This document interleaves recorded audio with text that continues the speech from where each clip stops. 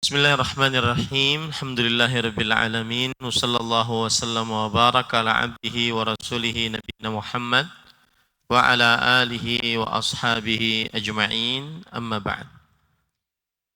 Di dalam pertemuan ini kita akan membahas beberapa poin. Yang pertama, ahamiyatus salah wa fadluha. Kemudian yang kedua, makruhatus salah. Yang ketiga, mubtilatus salah. Yang keempat, permasalahan tawarruk dan iftirash saat sholat.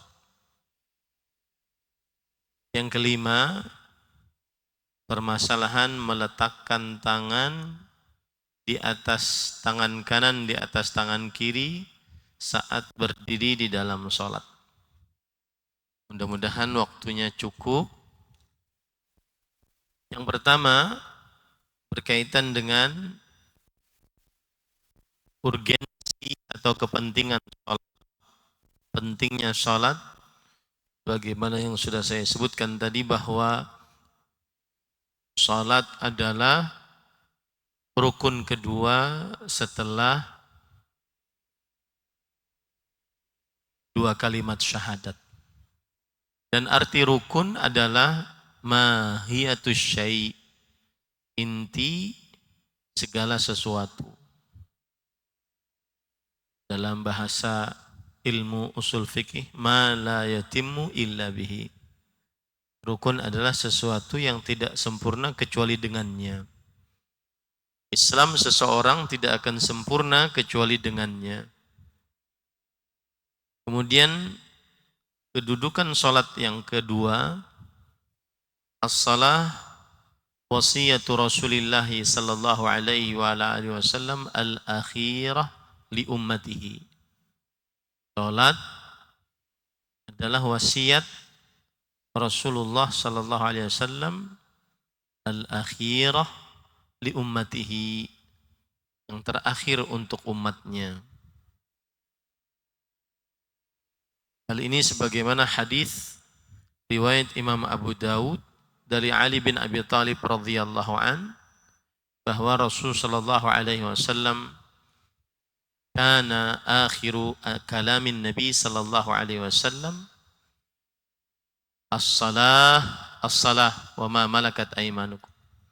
Adalah ucapan terakhir Rasul sallallahu alaihi wasallam saat mau wafat, jagalah salat, jagalah salat, dan berbuat baiklah kepada budak-budak kalian.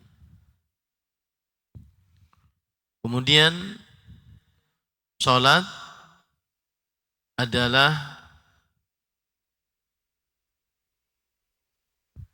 penentu nasib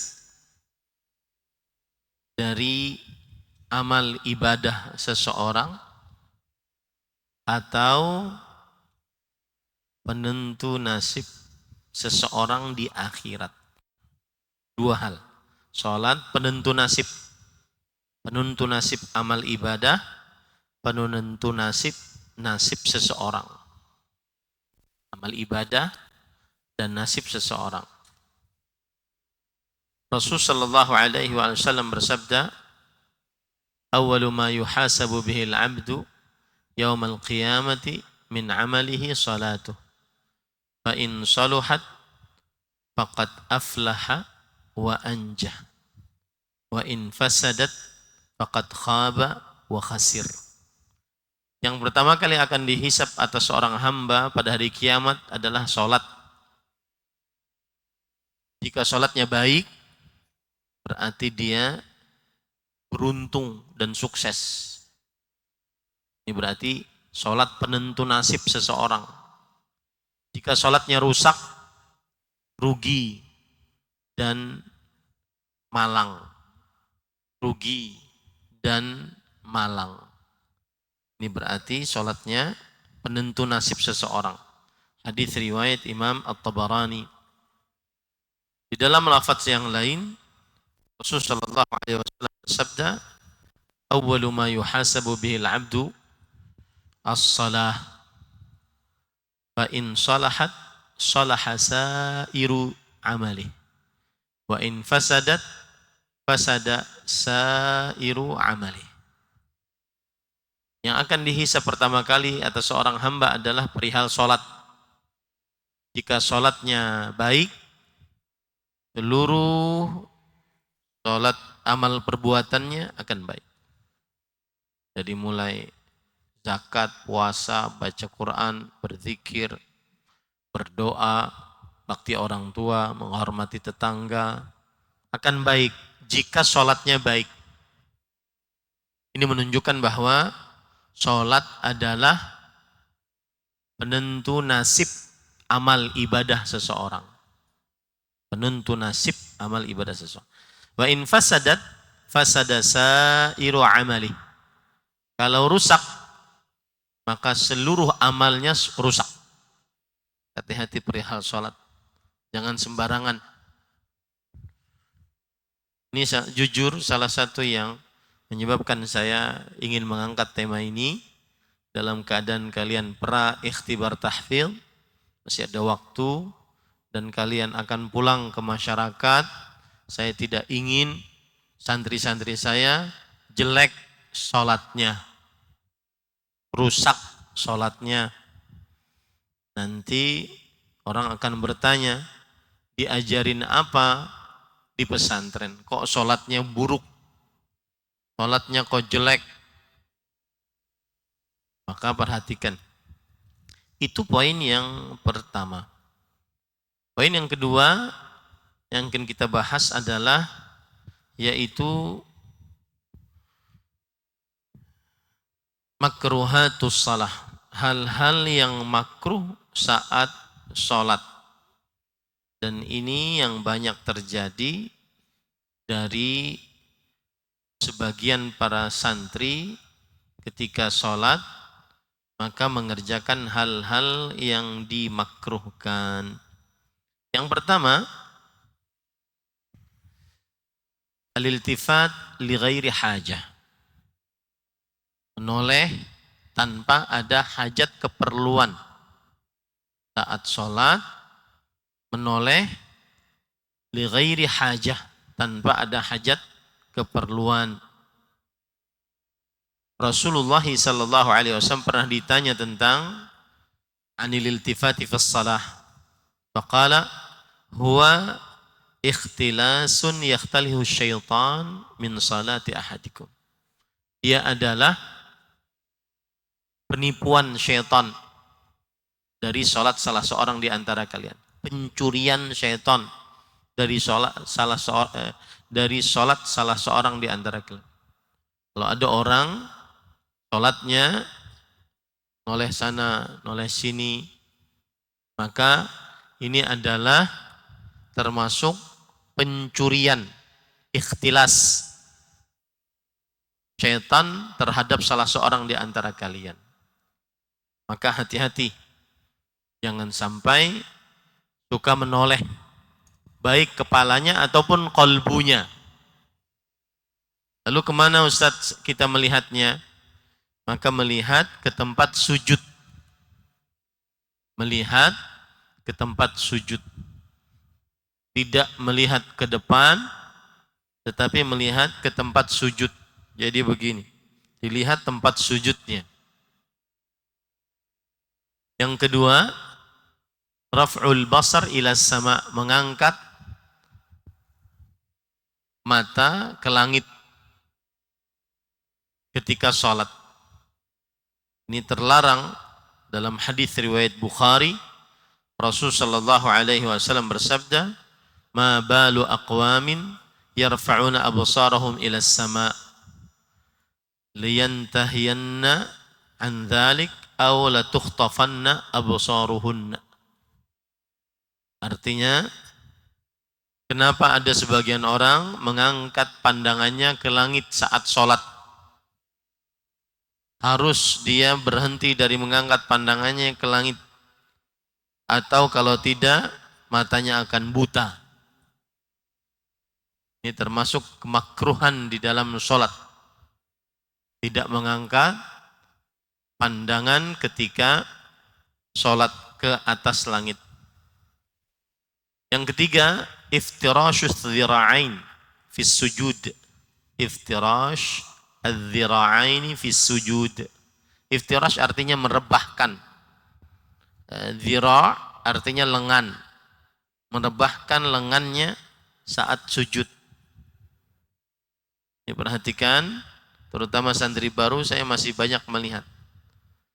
Karena sholatnya mungkin sedang ngantuk, sedang malas, kita tidak boleh. Sholat harus semangat. Ya, ini tidak boleh di atas lantai, tapi harus angkat dari lantai. Ya, tidak boleh iftirash, merebahkan lengannya di atas lantai. Tidak boleh merebahkan lengannya di atas lantai. Rasul sallallahu alaihi wasallam bersabda dalam hadis riwayat Bukhari Muslim, "I'tadilu fis sujud." Tegaklah di dalam sujud. Enggak boleh malas-malasan sujud. Tegak di dalam sujud. Wala yabsut ahadukum dhira'aihi imbisatal kalb. Salah seorang di antara kalian tidak boleh merebahkan lengannya, dhira' ini dhira'. Merebahkan lengannya sebagaimana anjing merebahkan kakinya. Merebahkan kakinya. Kemudian selanjutnya, para ikhwan yang dirahmati oleh Allah Subhanahu wa taala, at-takhassur. At-takhassur. Di sini ada dua tafsiran.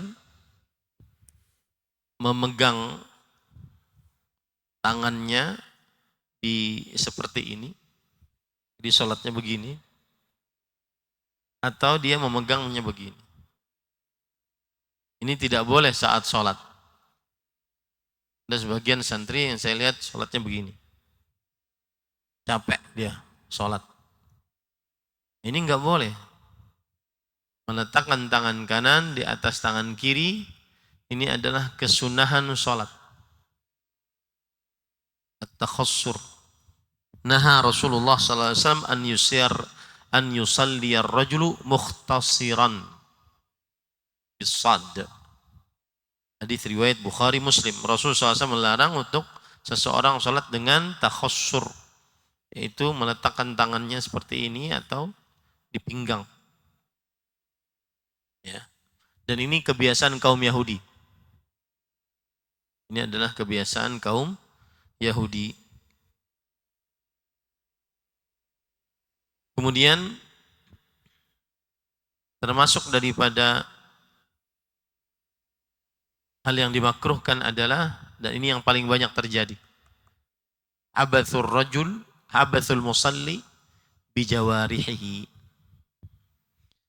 Dia banyak bergerak saat sholat dengan anggota tubuhnya, memperbaiki peci, megang-megang jenggot. Kalau di Arab biasanya saya lihat ada sebagian orang megang-megang jenggot.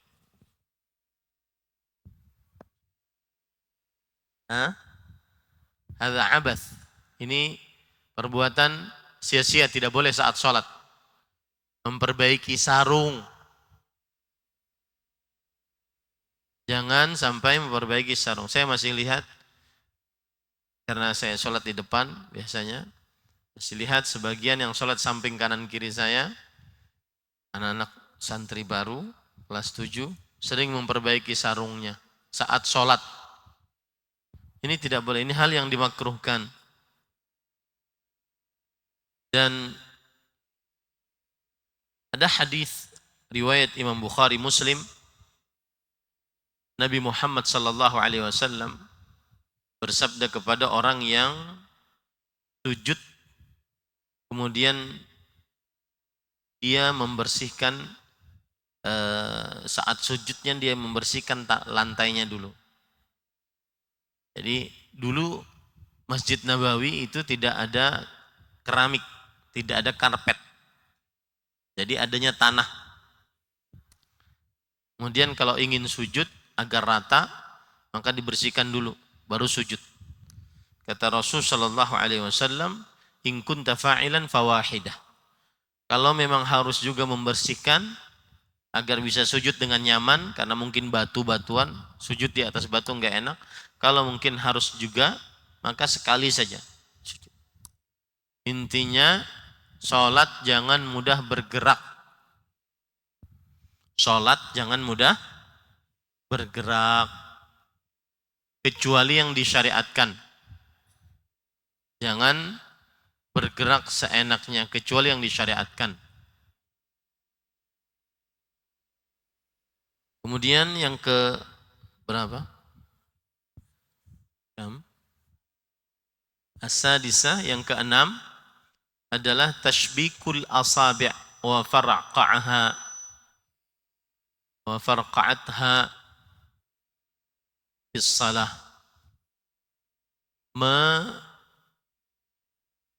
Tashbik, mengumpulkan atau menggabungkan jari jemari saat sholat dan membunyikannya saat sholat. Ini makruh di saat sholat. Ini makruh di saat sholat. Rasul sallallahu alaihi wasallam bersabda dalam hadis riwayat Imam Tirmidzi, "Idza tawadda ahadukum fa ahsana wudu'ah thumma kharaja 'amidan ilal masjid fala yashbikanna baina asabi'i fa innahu fi shalah." Jika salah seorang di antara kalian salat lalu dia memperbaiki wudunya, kemudian dia sengaja pergi ke masjid, maka jangan dia tashbik, menggabungkan jari jemarinya. Sesungguhnya dia sedang dalam keadaan salat. Jadi di masjid pun sebelum sholat pun tidak begini. Ya. Kemudian pada ikhwan yang dirahmati oleh Allah Subhanahu wa taala, termasuk hal yang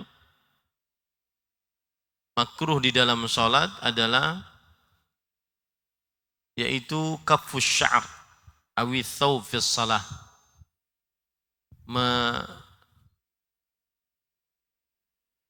Melipat baju ataupun mengikat rambut saat sholat. Kalau rambutnya panjang. Dan santri pesantren ilmu nggak ada yang rambutnya panjang. Nanti kalau sudah jadi alumni silahkan. Yang tidak ada. Nego-nego nggak berhasil.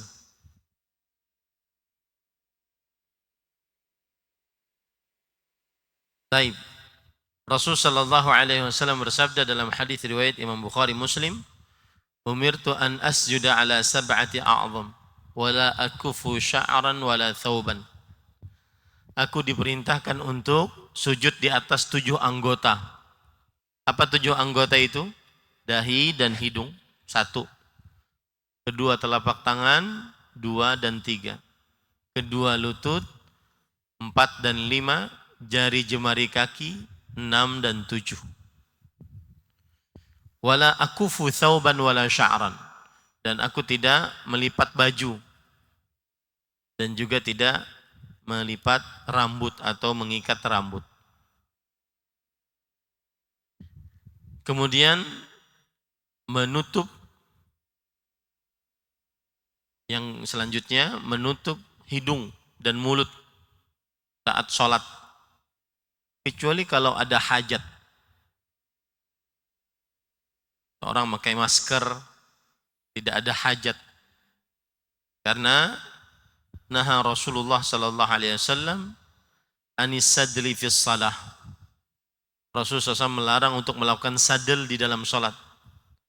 Wa an yughattar rajul fahu, dan seseorang menutup mulutnya saat salat. Sadel adalah kalau dulu pakaiannya itu besar-besar, ini al-kum, ini namanya kum. Pakaiannya besar maka bisa masuk ke dalam. Nah, dia memasukkan tangannya ke dalam, kemudian dia berdiri begini. Ini namanya sadel. Dan itu termasuk hal dimakruhkan di dalam salat. Kemudian termasuk yang makruh di dalam sholat adalah menguap di dalam sholat. Rasul sallallahu alaihi wasallam bersabda, "Idza tatha'aba ahadukum fis shalah falyaqdhim mastata'." Jika salah seorang di antara kalian menguap di dalam sholat, hendaknya dia tahan semampunya. Fa inna syaitana yadkhul. Maka saat itu syaitan masuk ke dalam mulutnya kalau dia menguap. Maka dia tahan. Dia tahan itu ada dua. Yang pertama, jadi jangan menguap. Kalau tidak sanggup, maka dia tutup dengan tangan kiri. Itu sudah kalau tidak sanggup sama sekali. Tapi asalnya dia tidak menguap di saat sholat. Apalagi sampai ini nggak boleh. Orang muslim nggak begitu menguapnya. Hah? Siapa yang sih menguap begitu?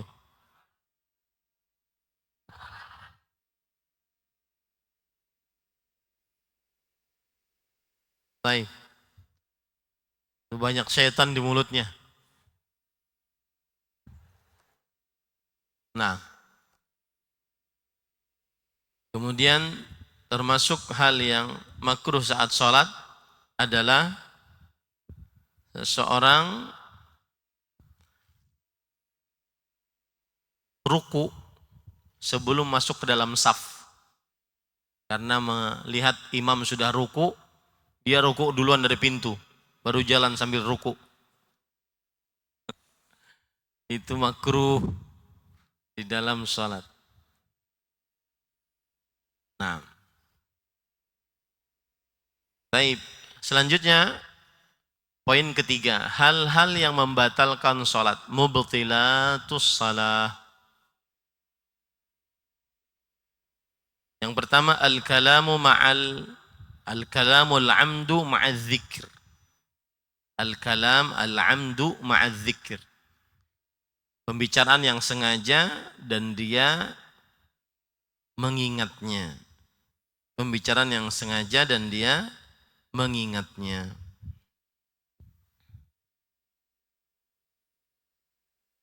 Dan ini dilakukan oleh para sahabat dulu.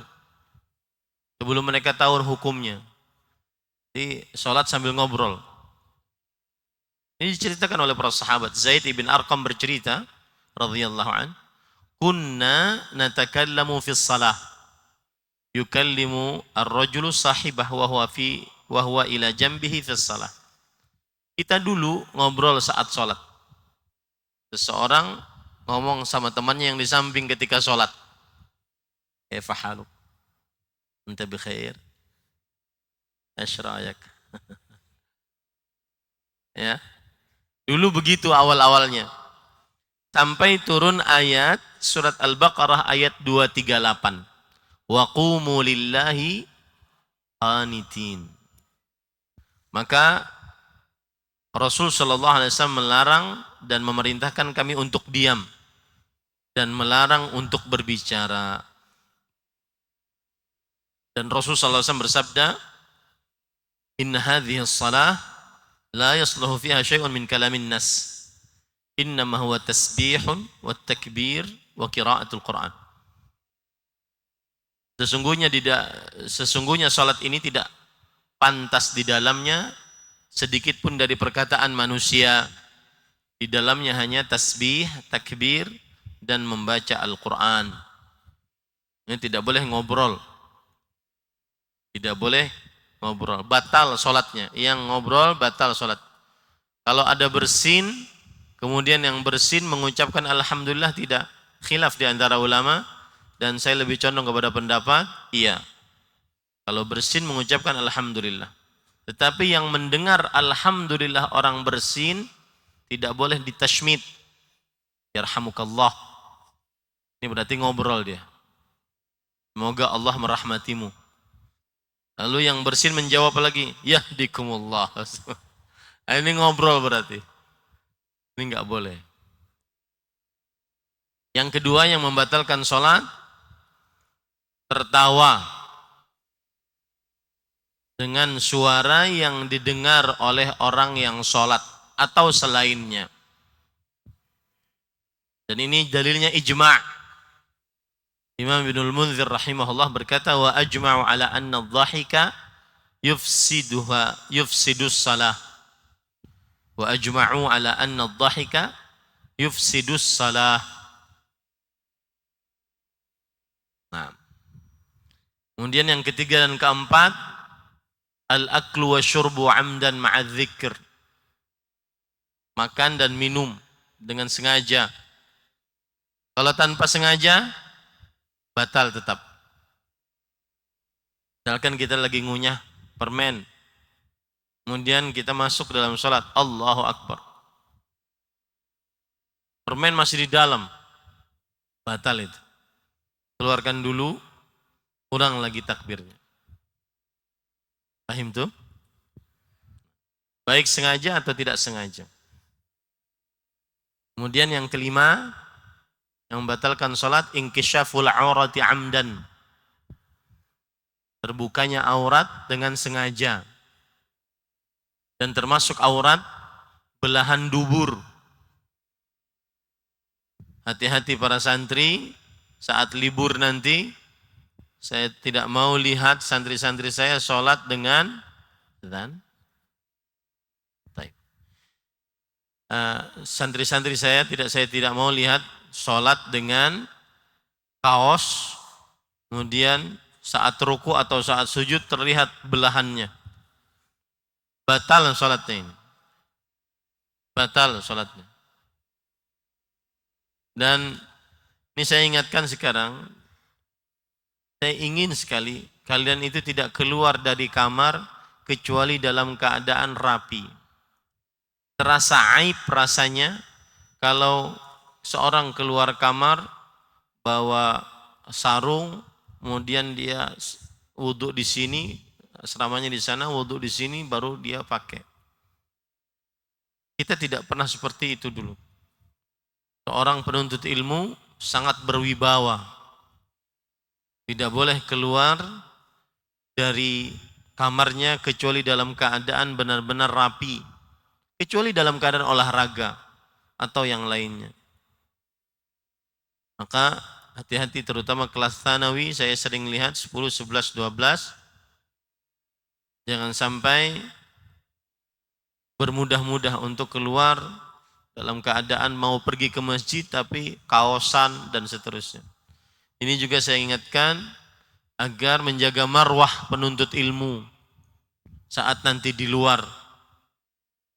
Marwah menuntut ilmu. Nah, falyu'adzin ahadukum.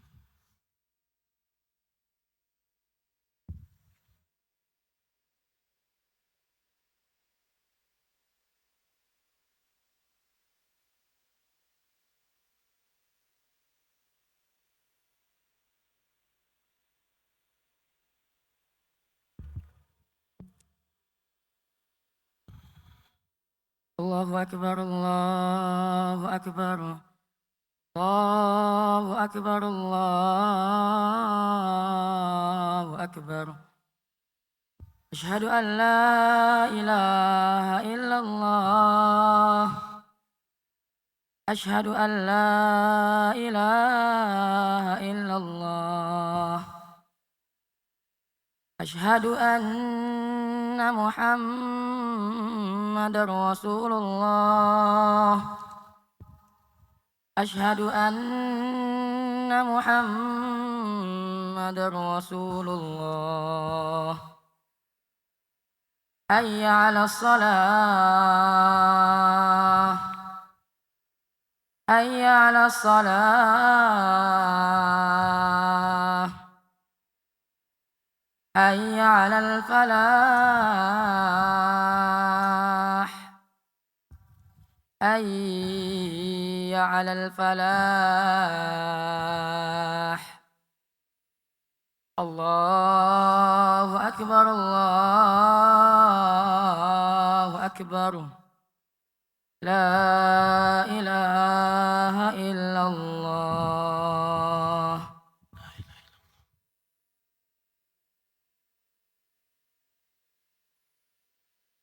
Baik. Yang selanjutnya yang membatalkan salat adalah al-inhiraf al-katsir an jihatil qiblah. Al-inhiraf al-katsir an jihatil qiblah. Menyimpang yang banyak dari arah kiblat. Arah kiblat kita ke barat, dia ke timur.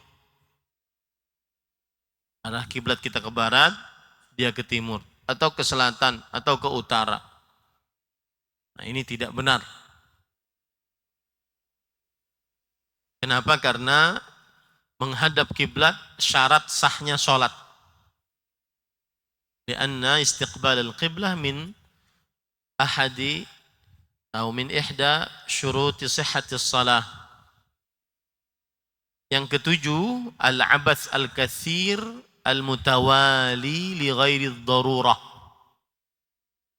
Al-abath al-katsir al-mutawali li ghairi darurah. Gerakan yang banyak terus-menerus tanpa ada keperluan. Gerakan yang banyak terus-menerus tanpa ada keperluan.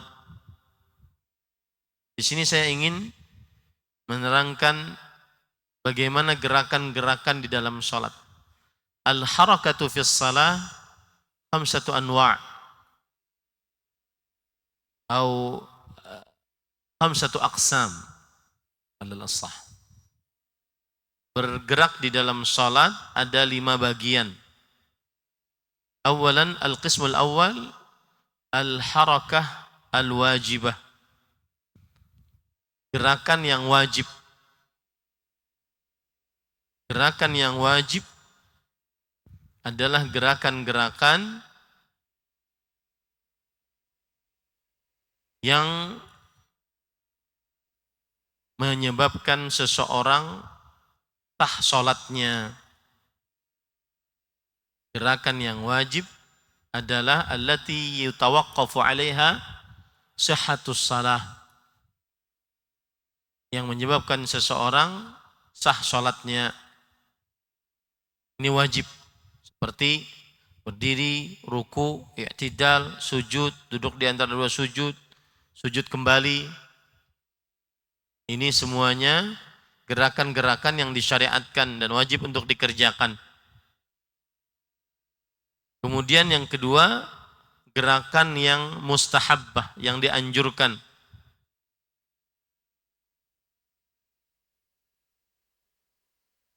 Hiya allati yutawaqqafu 'alaiha kamalus salah. Gerakan yang menyebabkan sempurnanya salat. Contoh misalkan di depan ada saf kosong. Nah, saf yang diisi itu dia keluar karena mungkin kentut. Kemudian di belakang bergerak ke depan. Ini gerakan yang dianjurkan. Gerakan yang dianjurkan. Yang ketiga, al-harakah al-mubahah. Gerakan yang mubah. Gerakan yang mubah. Mahya al-harakah al-yasirah lil hajah. Gerakan yang mudah, yang ringan karena ada keperluan. Gerakan yang ringan karena ada keperluan. Seperti ada sangat gatal di pipi, lalu dia bergerak ringan karena ada keperluan.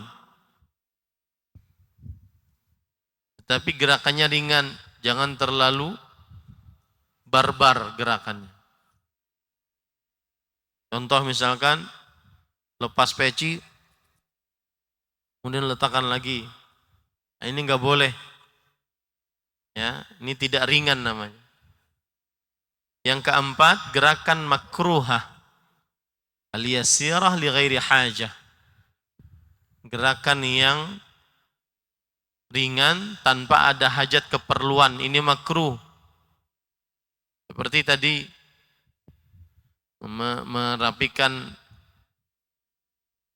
tarung yang aturan sedang berdiri, dia rapikan sampai nunduk-nunduk. Nah, ini tidak boleh. Kemudian yang kelima, al-harakah al-muharramah al-kathirah al-mutawaliyah li ghairi darurah. Nah, ini penting. Yang banyak terus-menerus tanpa ada hajat keperluan. Banyak terus-menerus tanpa ada hajat keperluan.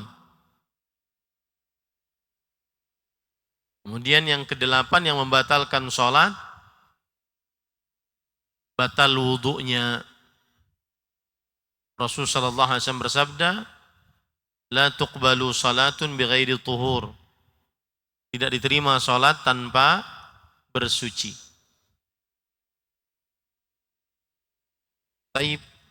Para ikhwan yang dirahmati oleh Allah, poin selanjutnya yang sebelum terakhir adalah duduk tawarruk atau duduk iftirash. Dan ini khusus permasalahan apabila sholatnya 2 rakaat seperti sholat subuh dan sholat sunnah, qabliyah, ba'diyah, tarawih, sholat witir 2 rakaat sebelum menambahnya 1 rakaat.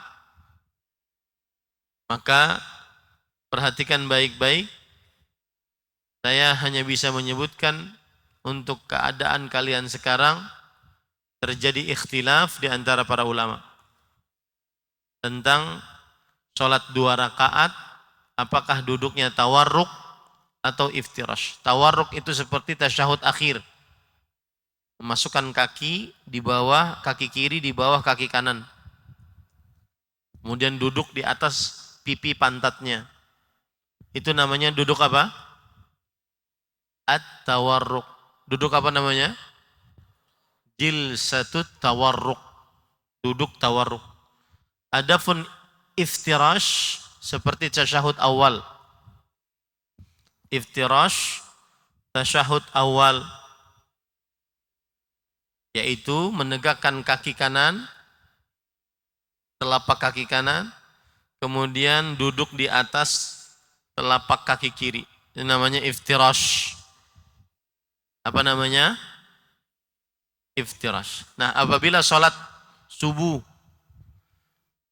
qabliyah, ba'diyah, sholat Jumat, dan seluruh sholat yang 2 rakaat, maka sholatnya apakah tawarruk atau iftirash? Terjadi ikhtilaf di antara para ulama. Dan apabila terjadi ikhtilaf, kita sebagai penuntut ilmu mempelajarinya. Mana yang lebih dekat dengan dalil? Mana yang lebih dekat dengan dalil? Selama kalian belajar di pesantren ini, maka saya menguatkan pendapat sholat yang 2 rakaat lebih kuat dalilnya adalah iftirash. Lebih kuat dalilnya adalah iftirash. Dengan dalil-dalil berikut. Perhatikan. Dengan dalil-dalil berikut.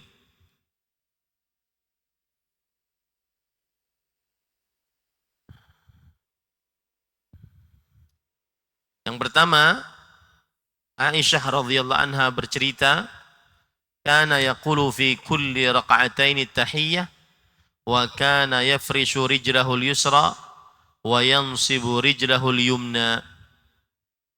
Adalah Rasulullah sallallahu alaihi wasallam mengucapkan tahiyat pada setiap 2 rakaat. Pada setiap 2 rakaat. Lihat, pada setiap 2 rakaat. Dan beliau menghamparkan kaki kirinya dan menegakkan kaki kanannya. Menghamparkan kaki kiri, menegakkan kaki kanan. Duduk apa tadi namanya?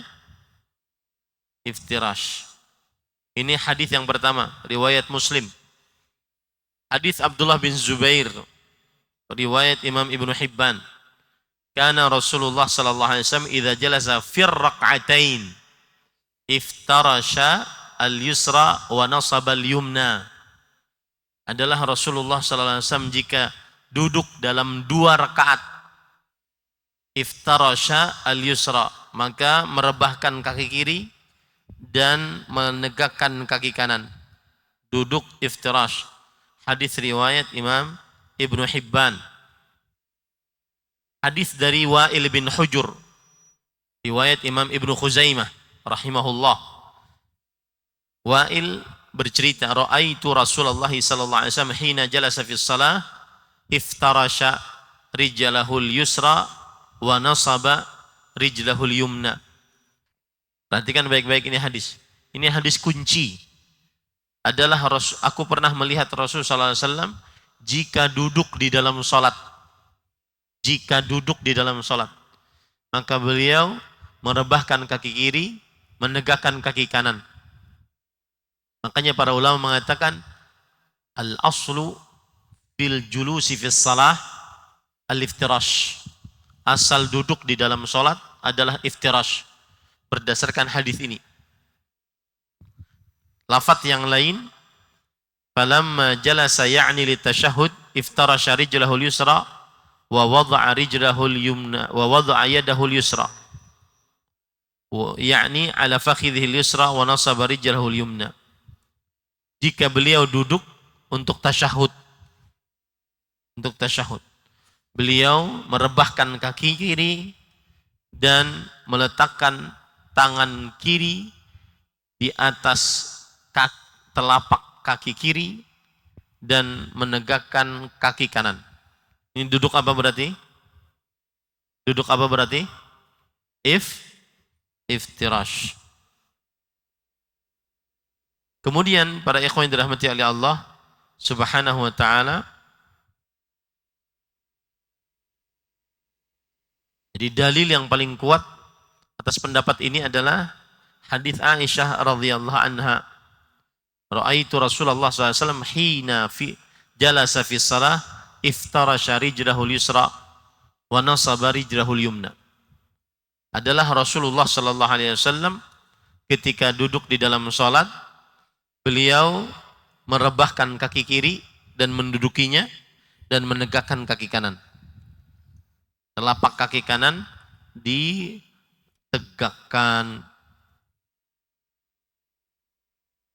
Maka inilah dalil yang menunjukkan bahwa Ibnu Umar pernah berkata, ini penting, catat baik-baik, innama sunnatus salah an tansibal yumna wa tuthniyal yusra.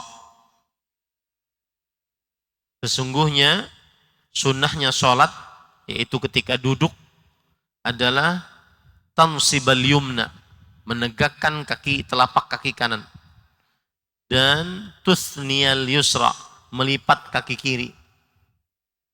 Tuthniyal yusra, melipat kaki kiri.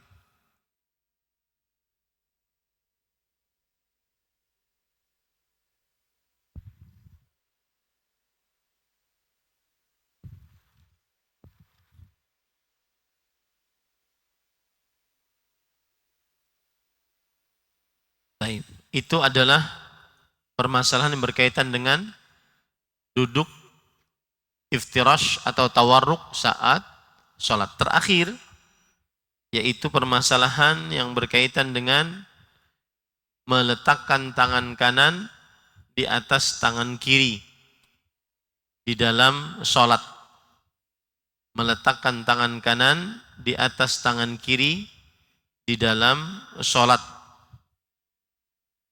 Yang pertama, para ikhwan yang dirahmati oleh Allah Subhanahu wa taala, ini juga terjadi khilaf di antara para ulama. Terjadi khilaf di antara para ulama di manakah meletakkan tangan kanan di atas tangan kiri saat sholat. Apakah di atas dada, ini dada, ataukah di bawah dada, di perut, ataukah di bawah pusar, seperti orang lagi nunggu penalti. Maka para ikhwan yang dirahmati oleh Allah Subhanahu wa taala, pendapat yang kita kuatkan, dan selama antum belajar di sini kita menguatkan pendapat itu, yaitu meletakkannya di dada. Meletakkannya di dada, tidak di bawah dagu, tapi di dada. Kenapa demikian? Karena ini adalah pendapat sebagian ulama salaf. Di antaranya Ali bin Abi Thalib radhiyallahu an, annahu wada'ahuma ala sadrih. Ali bin Abi Thalib meletakkan kedua tangannya di atas dadanya. Di atas dada. Kemudian juga disebutkan di dalam kitab Tamhid dari Tawus bin Kaisan, seorang tabi'i, beliau berkata, kana Rasulullah sallallahu alaihi wasallam yadha'u yadahu al-yumna ala yadihi al-yusra thumma yashudduhuma ala sadrihi wa huwa fi shalah. Tawus bin Kaisan, seorang tabi'i, meriwayatkan dari Rasulullah sallallahu alaihi wasallam. Ini berarti hadis mursal. Ini berarti hadis mursal. Hadis mursal termasuk hadis yang lemah. Kita ambil, beliau mengatakan Rasulullah SAW meletakkan tangan kanan di atas tangan kiri, kemudian mengeraskannya di atas dadanya. Jadi, ya, mengeraskannya di atas dadanya. Mengeraskannya di atas dadanya. Dan inilah pendapat yang dikuatkan oleh Imam Ibnu Baz, Imam Ibnu Utsaimin, dan Imam Al-Albani rahimahullahu ta'ala.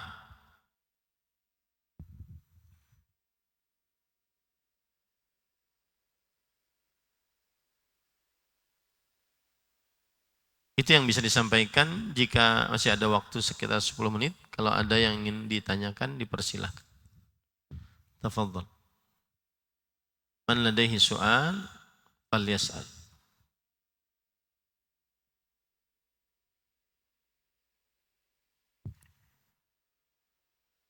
Ajibun amrukum.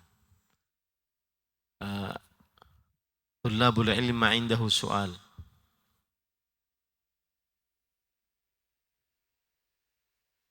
Tafadhal, Faiful. Irfa' yadak.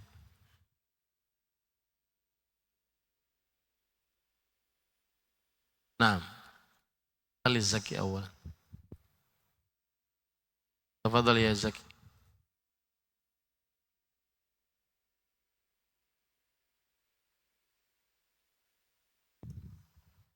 Kalau sholat sambil mobil gimana?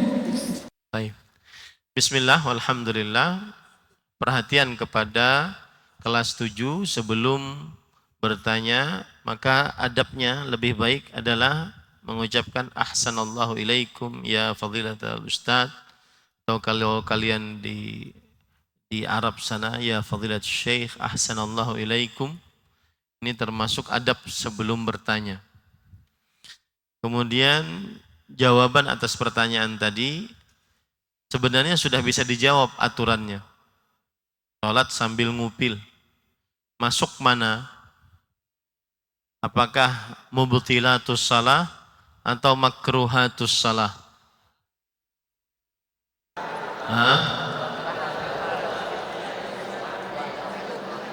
Apa gerakan yang membatalkan sholat? Siapa yang bisa jawab? Apakah gerakan yang membatalkan sholat? Man yujib? As-saff al-ashir. Faza.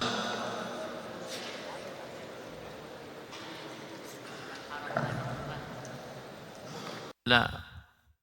Ma hiyal harakah allati tubtilus salah? Tadi saya sebutkan beberapa kali pengertian gerakan yang membatalkan sholat. Man yaktub? La hawla wa la quwata illa billah. Apa yang ditulis? Masmukumul karim. Alfito. Naam ya Alfito. Apa pengertian gerakan yang membatalkan sholat? Assalamualaikum ya Ustaz. Barakallahu fiik. Al-harakatul katsiratul talawiyah. Al-harakah al-kathirah. Laysat al-kathirah. Al-harakah al-kathirah. Al-mutawaliyah. Lighairi darurah. Lighairi darurah. Qul ma sya'allah. Alladhi ma katab uktub. Alladhi ma kataba liyaktub. Yang belum nulis, ditulis. Jangan nganga. Tahu kalian nganga? Ya. Baik. Ma ta'rif al-harakah al-makruhah fi shalah?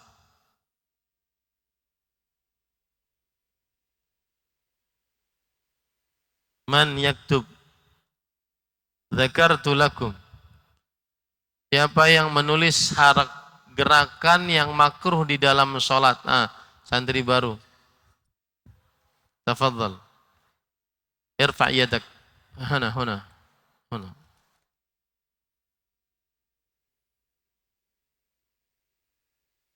Anta rafa'ta yadak. Nah. Gerakan yang makruh di dalam sholat, apa pengertiannya? Pengertiannya Tidak mengapa baca. sebutin semuanya. Apa pengertian gerakan yang makruh di dalam sholat?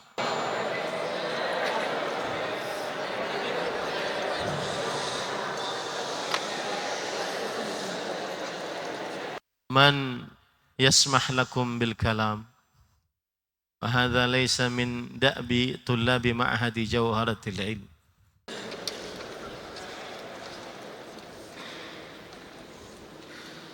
لا تعرف. طيب الصف السابع هل تعرفون? Apa gerakan, apa pengertian gerakan makruh? Naam, Rashid. Abi Dhar. Ana ikhtalattu ahyanan Rashid wa Abi Dhar. Lianna al-wajh yatashabah. Apa pengertian gerakan makruh di dalam sholat? Ahsanallahu alaikum. La ahada yatakallam. Gerakan makruh ringan tapi tidak diperlukan. Gerakan makruh adalah gerakan ringan tetapi tidak diperlukan. Al-harakah al-yasirah li ghairi hajah. Sahih? Yang belum menulis uktub. Dan yang benar Abi Dzar, ahsanallahu ilaikum. Barakallahu fiik. Jazakallahu khairan. Nah, berarti Zaki sudah bisa menjawab. Ngupil, gerakan yang terus meneruskah tanpa ada keperluan mendesak, atau gerakan ringan tanpa ada hajat?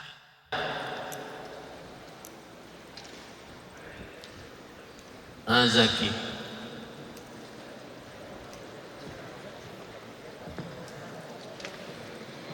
Jawab Zaki.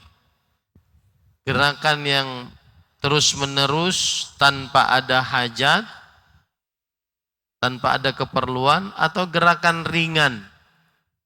Orang mobil itu gimana sih? Ya.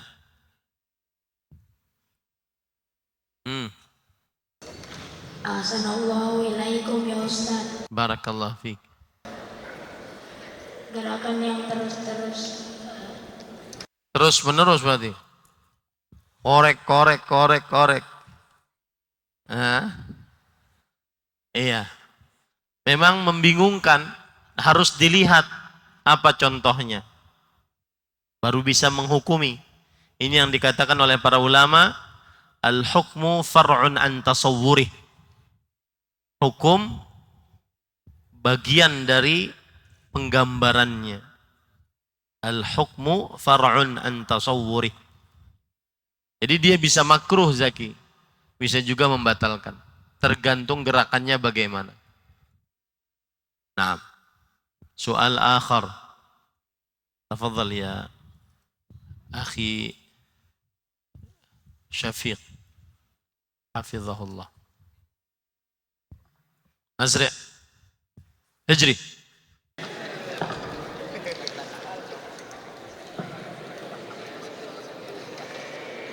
ارفع يدك.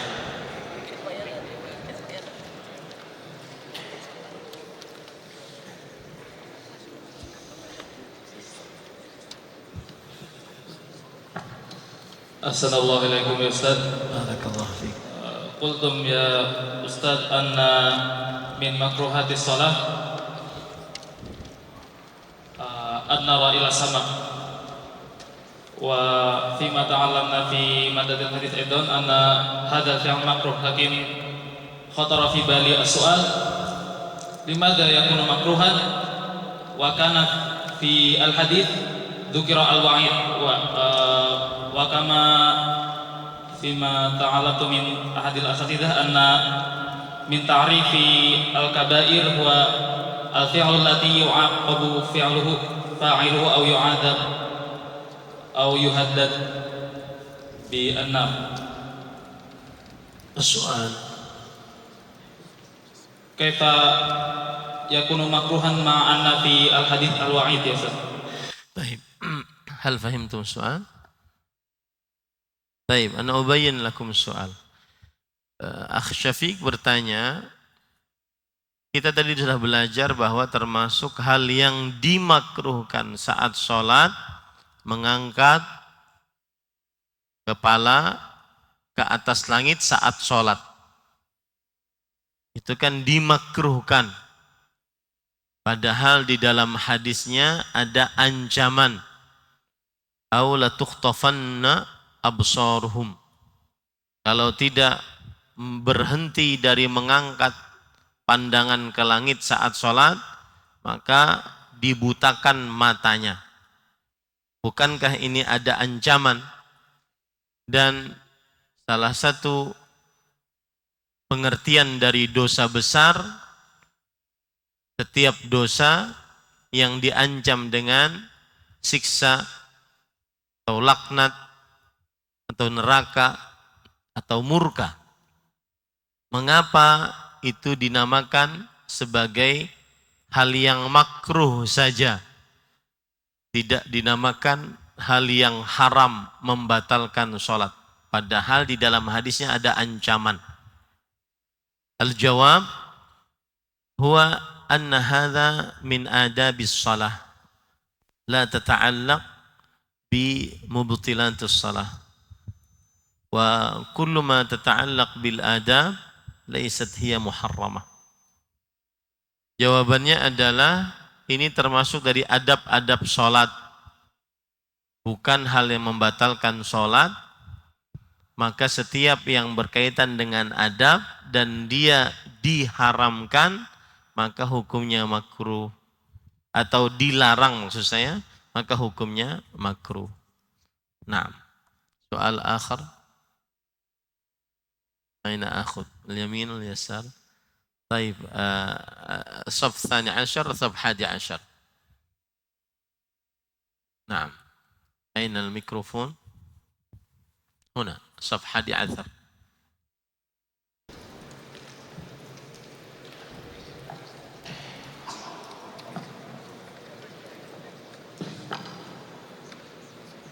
من يسأل يرفع يده. طيب. إما اختر الحامل للميكروفون يختار إما أدريان أو فيبل.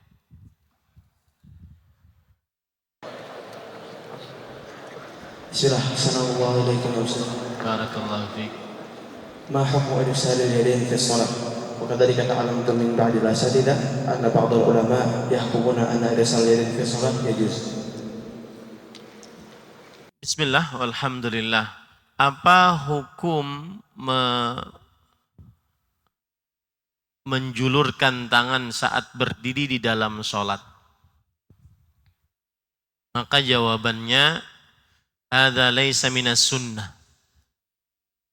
Isdalul yadain laisa minas sunnah. Karena kama anna min sunnatis salah nasbul yumna wa farshil yusra, fakadzalika min sunnatis salah qabdul yamin alal yusra. Yang artinya ini bukan termasuk sunnah Rasul sallallahu alaihi wasallam di dalam salat, menjulurkan tangan saat berdiri di dalam salat. Sebagaimana kita katakan tadi, termasuk sunnah salat, setiap salat maka duduknya adalah iftirash, kecuali yang salat 2 tasyahud. Salat yang 2 rakaat, pendapat yang lebih kita kuatkan adalah duduknya iftirash. Karena itu termasuk sunnah salat. Maka begitu pula sunnah salat. Sunnah di sini maksudnya asal salat adalah al-qabdu 'alal yamin, qabdul yamin al-yusra. Meletakkan tangan kanan di atas tangan kiri. Dan perkataan sebagian ustadz yang mengatakan boleh, beliau sedang menjelaskan khilaf di antara para ulama. Dan seorang penuntut ilmu, perhatikan, ini masalah penting. Saya akan tanya setelah ini. Hati-hati. Jangan ada yang ngobrol, ini penting. Apabila ada ustadz yang menjelaskan sesuatu, maka perkataan ustadz bukan dalil, tetapi harus dicari dalil. Qaulul alim laisa dalilan, wa innama yustadallu lahu la yustadallu bihi. Ucapan seorang alim bukan dalil, tetapi dicarikan dalil atasnya dan tidak berdalil dengannya. Qaulul alim laisa dalilan. Ucapan seorang alim bukan dalil. Ustadz bilang boleh Ustadz, lalu kita kerjakan aja. Enggak, mana dalilnya? Paham? Bahkan sebagian ulama ada yang membolehkan nikah tanpa wali, tanpa saksi, tanpa ijab qabul, nikah kayak orang berzina saja. Apakah boleh? Enggak. Qaulul alim laisa dalilan. Qaulul alim yustadallu lahu wa la yustadallu bihi. Ucapan seorang alim bukan dalil. Dicarikan dalil atasnya, bukan dicarikan dalil, bukan berdalil dengannya. Tidak semua yang Ustadz katakan boleh kemudian dikerjakan. Enggak. Tetapi seorang penuntut ilmu, terutama penuntut ilmu di intan ilmu, harus mencari permasalahannya. Mana dalilnya? Seperti yang saya ungkap tadi, contohnya. Ketika saya menjelaskan tentang iftirash, lihat saya katakan terjadi khilaf di antara para ulama. Dan kita mengambil pendapat kalau sholatnya 2 rakaat iftirash. Dalilnya A, B, C, D. Begitu seorang penuntut ilmu. Pernah juga saya jelaskan masalah isbal. Bahkan sebagian ustadz-ustadz kalian, dan itu jangan dicontoh, yang pakaiannya agak isbal, dengan dalih ini khilaf di antara ulama. Catat baik-baik. Khilaful ulama laisa dalilan. Innamad dalil huwal Qur'an wa sunnah. Khilaful ulama bukan dalil.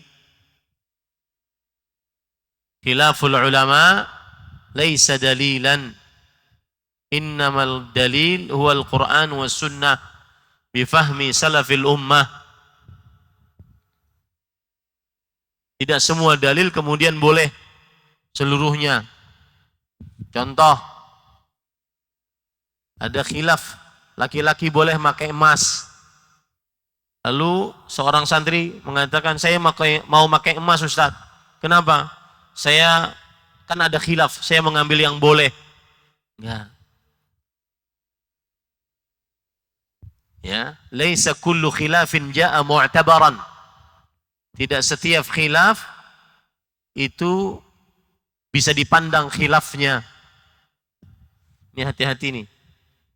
Udah sebagian santri karena ustadz fikihnya ngajar di kelas, kemudian dia sholatnya di bawah, tangannya di atas, di bawah, pusar. Dan biasanya baru penuntut ilmu yang baru ingin yang beda dengan orang. Ini penyakit penuntut ilmu baru. Baru tahu, biar beda, di bawah. Di bawah pusar. Ya. Bahkan ada sebagian yang megang kemaluannya saat sholat. Dengan dalil tadi. Ustadz fikih di kelas ngajarin begitu. Katanya boleh. Ingat tuh. Kaedahnya bagaimana tadi? Qaulul alim laisa dalilan. Qaulul alim yustadallu lahu la yustadallu bihi. Ucapan seorang alim dicarikan dalil atasnya. Mana ada dalil? Orang meletakkan tangan kanan di atas tangan kiri di bawah pusar, mana dalilnya? Kemudian mana dalilnya? Isdal. Mana dalilnya? Cari dalilnya. Kemudian kalau sudah cari dalilnya, sahih enggak dalilnya? Kalau sudah sahih dalilnya, benar enggak dalil itu yang sahih ini diletakkan dalam masalah ini? Jadi ada tahapan-tahapan. Ada tahapan-tahapan, tidak mudah. Ya. Ini hati-hati.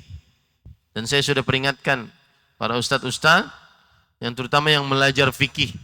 Kalian ini di masa mengisi, yang asalnya kosong diisi. Agar punya dasar dulu. Baru nanti belajar khilaf-khilaf di antara para ulama.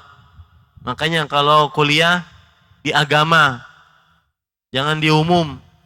Yang di umum gak akan tahu khilaf-khilaf para ulama. Hah? Hendra. Baik. Soal akhir. Saf al-ashir. Ma indakum soal? La hawla wa la quwwata illa billah. Saf tasi'. عندكم سؤال؟ اختر واحدا منهم.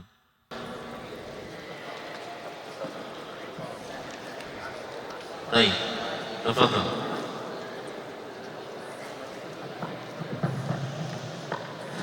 أحسن الله إليكم.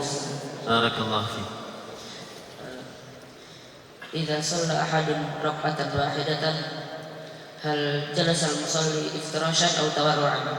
نرجع إلى المسألة الأولى. ما هي السنة في الصلاة؟ Iftirash atau tawarruk? Pertanyaan beliau, kalau sholatnya satu rakaat, apakah kita tawarruk atau iftirash? Saya jawab tadi, narji' ila al-aslil mas'alah. Kita kembali kepada asal sholat. Apa asal sholatnya? Fahimt? Baik. Sub thamin. Andakum soal? Baik. Asab sabi' sa'al. وهذا ما نريد أن ندرسه في هذه الليلة وهذه يعني مراجعة. أنتم الآن مضغوطون بحفظ القرآن وأنا أريد أن أفسح لكم أفكاركم فلعل هذا من التسلية أثناء الاختبارات. أليس كذلك؟ أتحبون هذا المجلس؟ لا تحبون؟ لا تحبون أو لا تحبون؟ طيب هذا والله أعلم. صلى الله نبينا محمد والحمد لله رب العالمين. سبحانك اللهم وبحمدك أشهد أن لا إله إلا أنت أستغفرك وأتوب إليك. Wassalamualaikum warahmatullahi wabarakatuh.